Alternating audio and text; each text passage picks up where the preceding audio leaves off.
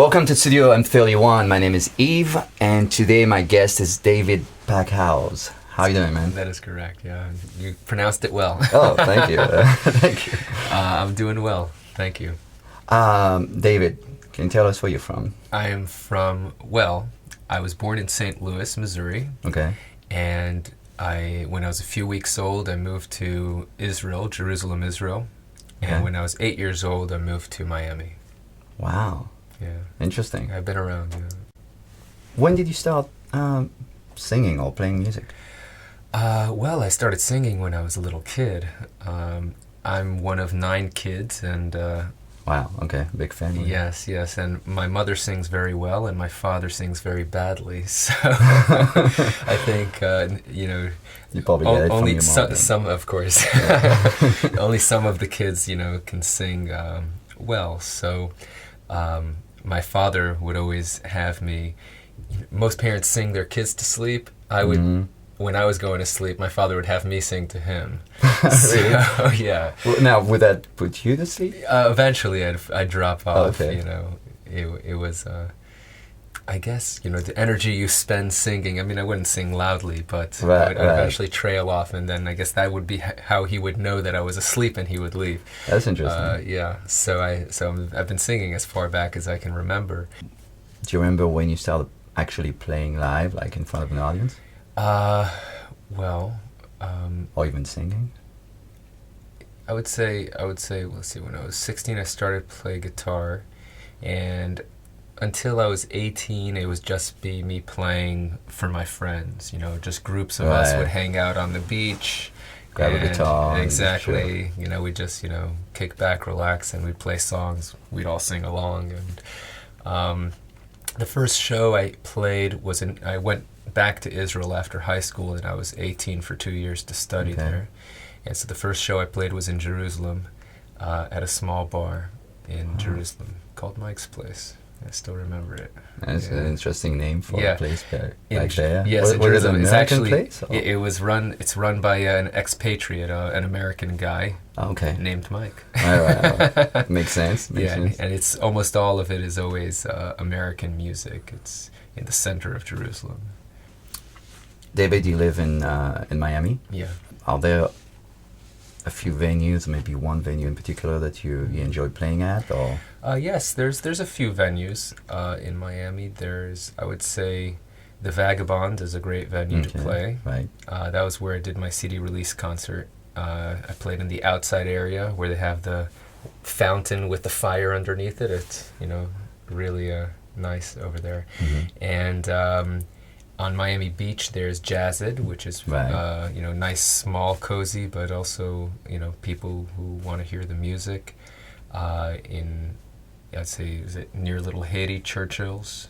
Right. And the Luna Star Cafe is always interesting. It is, right. That place, people are so into original music, they won't let anyone in the crowd talk to each other because they want to hear the music. Yeah. So I like that a lot. Yeah. I think people should actually, if they come to listen to music, that's what they should do. Yes, it's very rare. Yes, right. Yeah, you don't have that to happens. I want to talk to you about your CD. You have a CD. Well, this CD is my first album. It's called Microcosm.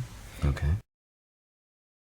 And it's the product of around 10 years of songwriting experience, of life experiences, and songwriting during those experiences, since I pretty much started playing guitar. Even though my life is unique, it's also similar to pretty much everybody else. We have these common things in common. Right. And therefore, that's why I called it Microcosm, because I am a microcosm of all humanity, meaning a small universe of all humanity. And pretty much anybody could relate to the themes. People can relate to it. Yeah. Exactly. And you see the different songs around.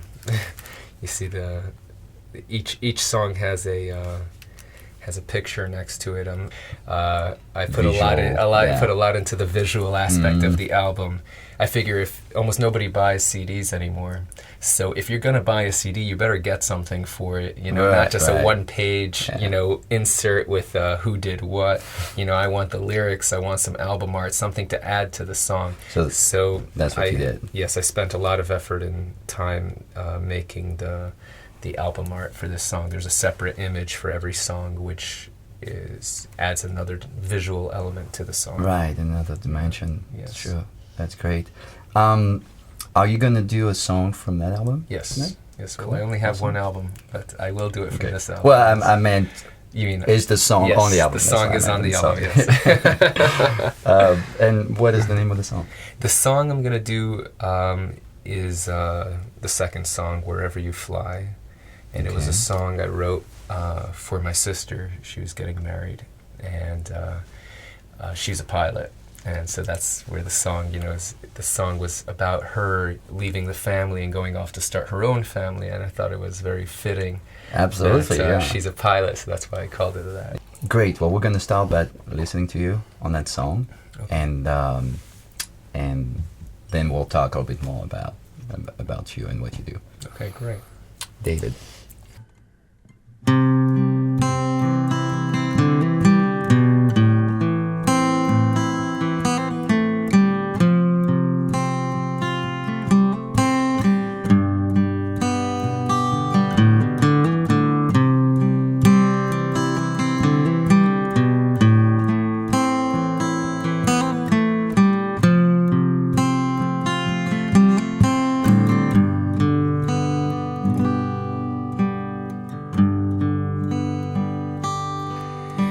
When I was young, my dad would board a plane, 'cause he had to work, he had to get paid.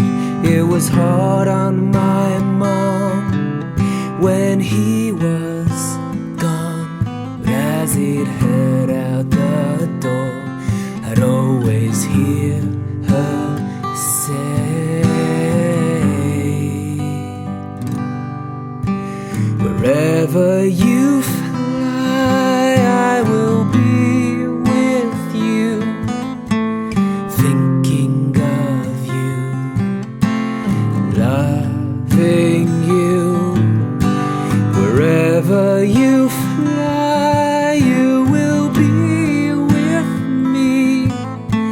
You'll always be a part of my heart. As I grew up, my siblings moved away.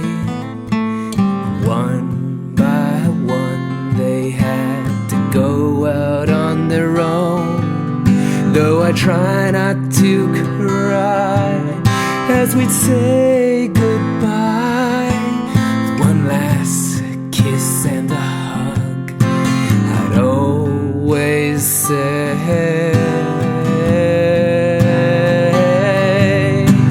wherever you fly, I will be with you, thinking of you, loving you. Wherever you fly, you will be with me. You'll always be a part of my heart.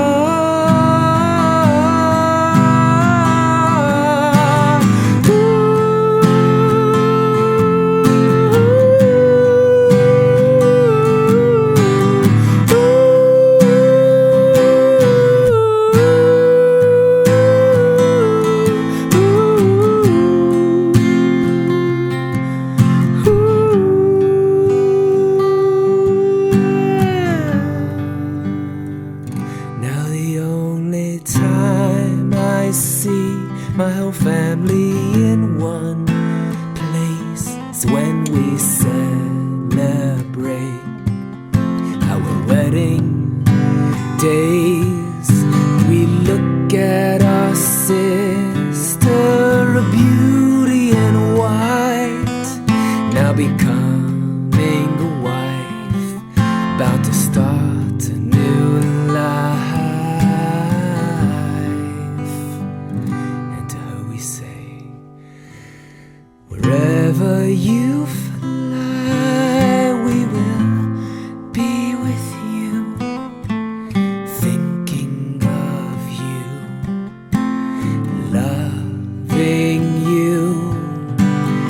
Wherever you fly, you will be with us. You'll always be a part of our hearts. Wherever you fly, we will be with you, thinking of you, loving you. Wherever you fly, you will be with us. You'll always be a part of our hearts, of our hearts. Well, thanks, David. That was a great song, man. Thank you. I love it. Thank you.